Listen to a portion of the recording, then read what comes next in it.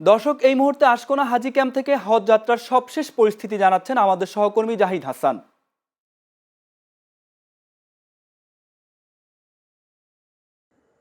কামরুল, ধন্যবাদ আপনাকে। হজ যাত্রার 11তম দিন চলছে আজ। প্রতিদিনই কিন্তু ফ্লাইট কমিয়ে আনা হচ্ছে।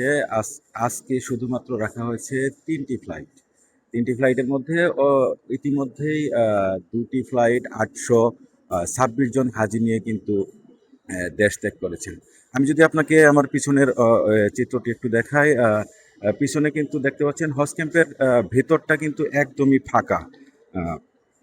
এখন পর্যন্ত গত 10 দিনে 35,233 জন হাজি মোট 89টি ফ্লাইটের মাধ্যমে পবিত্র মক্কা নগরীতে হজ পালনের উদ্দেশ্যে পৌঁছে গিয়েছেন এবং আজ সারাদিনে শুধুমাত্র 3টি ফ্লাইটের মাধ্যমে মোট 1244 জন হাজি হজ পালনের উদ্দেশ্যে দেশ ছাড়বেন। এদিকে হজ কর্তৃপক্ষ জানিয়েছেন হাজিদের নিরাপত্তা এবং হাজিরা যাতে স্বস্তির মাধ্যমে সমস্ত কার্যক্রম সম্পন্ন করে সুন্দরভাবে দেশ ছাড়তে পারেন, সেজন্য তারা ফ্লাইটের কার্যক্রম আস্তে আস্তে কমিয়ে আনছেন।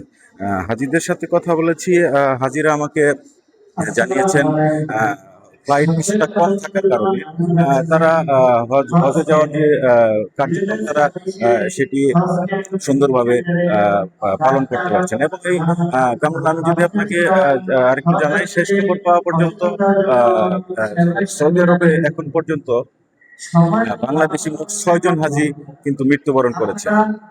এই ছিল আমার কাছে হজ ক্যাম্প থেকে সর্বশেষ। কামরুল।